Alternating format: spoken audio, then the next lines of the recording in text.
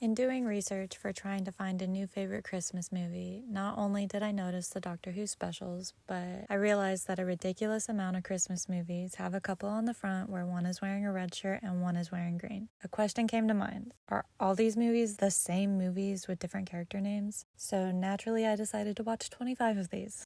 Luckily, I have a browser extension that lets me watch things twice as fast, so it didn't take that long. For the most part, I had these on in the background during work, but here's what I gathered. Number 1, Falling for Christmas on Netflix, which I gave 2.5 out of 5 stars. This is Lindsay Lohan's big comeback. A common theme in my ratings of Christmas movies will be low scores while still enjoying them. I could see myself watching this one again in the future. It's a fun time, but it's not a great movie at all. I would recommend it for a lighthearted watch, but it is full of cliches, as most holiday movies are. In this, Sierra is kind of like an heiress who's supposed to take over her dad's company. She's dating a social media influencer, which is always done so cringy in movies. They go up on a mountain to get pictures, and then they fall down and split up in the process. This guy, Jake, owns a ski lodge in that mountain, and he finds Sierra passed out in the snow and goes to help her. He takes her unconscious body to the hospital, and when she wakes up, she pulls a Michelle Tanner and can't remember who she is. Since she doesn't know who she is, she doesn't have anywhere to go, so Jake offers her a room at his lodge until she gains her memories back. She helps out around the lodge and learns that Jake may have to close down after the season. Eventually, her dad finds her there, and she's doing TV interviews and gives the lodge a shout-out, which causes so many reservations to start flooding in to the point that it sells out. And then her dad offers to invest in the lodge as well, and Sierra and Jake end up together, because of course they do.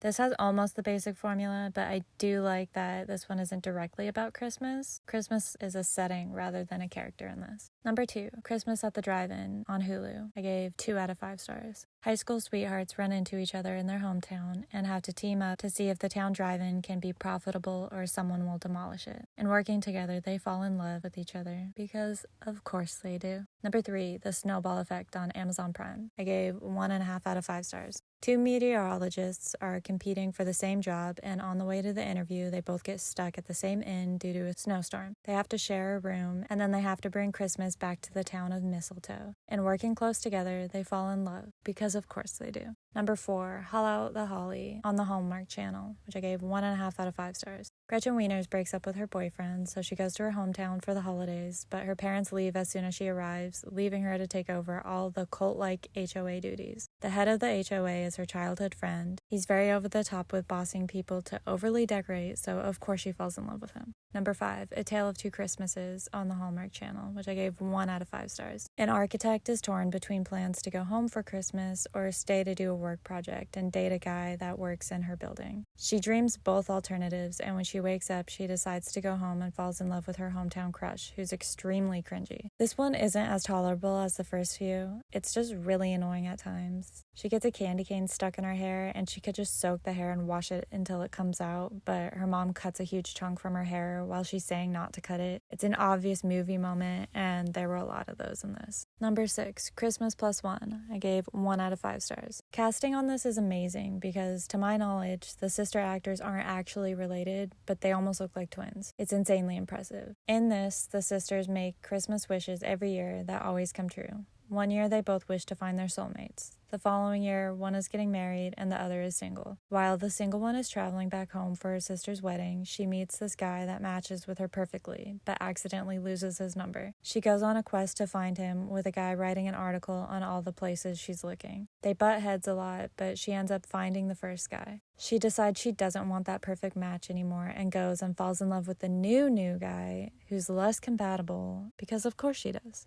Number 7, 6 Degrees of Santa on Lifetime. I gave 1 out of 5 stars. The main girl in this has this sort of secret Santa idea that the main guy threatens to steal because she hadn't copyrighted it and he can. So of course, she falls in love with him. Number 8, Baking All the Way on Lifetime. I gave 1.5 out of 5 stars. The woman is making a cookbook and travels to meet a baker to tell him his recipe will be included in the book, only he never sent it in. They make a deal that if she can bring up business by 50%, then he will let her publish his recipe. He just happens to be single too, so of course they fall in love. Towards the end, when they're having their big talk explaining things, while he's talking, she blinks like 1,000 times. I couldn't even pay attention to what they were verbally saying because her eyes were screaming for help. Number 9, Destined at Christmas on Tubi. I gave this one 1.5 out of 5 stars. A couple falls in love Black Friday shopping, and I can barely remember anything more than that. Number 10, Steppin' Into the Holidays on Lifetime. I gave this one 0.5 out of 5 stars. I thought I'd enjoy this one more since it's a dancing one, but I forgot that it's 2022, so dance means constant phones in hands recording themselves, begging for likes on social media, and my soul died watching this. Number 11, All Saints Christmas on the Hallmark Channel.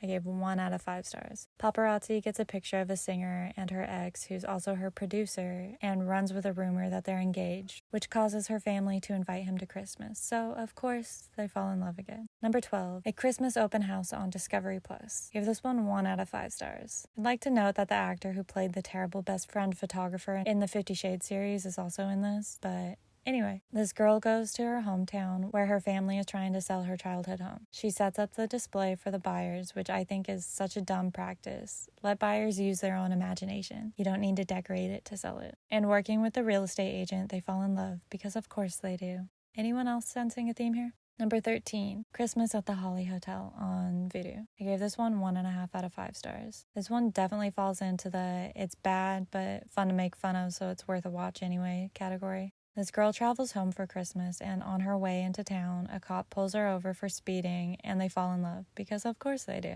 I'm going to include a clip here so you can see how impeccable the acting. Number 14, A Fabled Holiday on the Hallmark Channel. I gave 2 out of 5 stars. I almost enjoy the concept of this one, but they lost me in the execution of it. These two kids love this Christmas book, and then when they're adults, they reunite and they meet in the story. It's very cringy, but it's entertaining enough. Number 15, The Holiday Sitter on the Hallmark Channel, which I gave 4.5 out of 5 stars. The very first gay-led Hallmark movie ever, and 10 times better than the hetero ones. I absolutely adore this movie. The main guy, the actor who played Aaron Samuels in Mean Girls, plays a man who hardly gets past the first date because growing up he never saw a possibility of settling down because gay marriage wasn't legal yet. Then he goes to babysit his niece and nephew and falls in love with the adorable neighbor. These guys have more chemistry than all of the hetero Hallmark leads I've ever seen. I'm dying for a sequel and more gay Hallmark movies. I hope they keep this up. An added bonus to this was Jonathan Bennett laying in bed and a dog jumping on the bed trying to play, and him saying, "Stop trying to make fetch happen."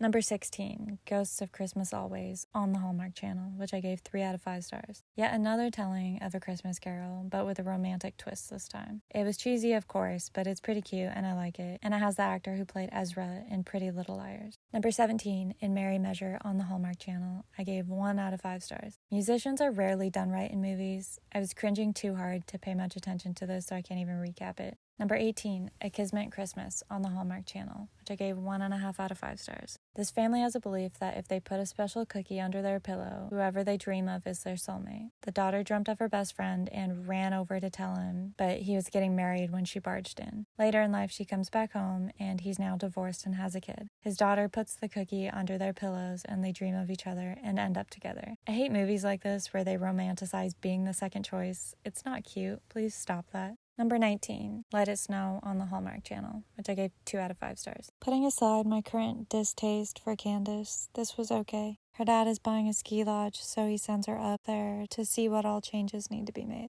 While she's there, the son of the owner shows her around and they fall in love, because of course they do. Number 20, Northpole, open for Christmas on the Hallmark Channel, which I gave 1.5 out of 5 stars. Not as good as the first movie. It has Aunt Becky from Full House in it, but the main characters all change from the first one except the main elf. At least they kept her because she's adorable and bubbly and I love her. In this one, a business lady. I don't think we're ever even told the type of business, so we're in a Christian Grey mystery area here, or that info just flew over my head. But she inherits an inn and goes to fix it up to sell it. She gets an opportunity for her dream job, but she's fallen in love with the handyman and completely quits her career instead to run to the inn and stay with this man that she just met, because of course she does. The elves don't hold as big of a storyline in this one, and I think that's why I didn't like it as much as the first. You could cut them out of the movie and the movie would basically be the same. Number 21, Finding Santa on the Hallmark Channel. Gave this one 1.5 out of 5 stars. stars. A painter has to find someone to play Santa during her town's festival. She goes to try to convince the original Santa's son to take the position, and they fall in love, because of course they do. The main actress in this one is the one who plays Stephanie on Full House. Number 22, A Christmas for the Books on the Hallmark Channel. Gave this one 0.5 out of 5 stars. A romance expert fakes a relationship so she doesn't seem like a fraud, but his ex pops up and the expert tries to guide them in some relationship advice session. But then she falls in love with him, because of course she does. And ew, it's disgusting.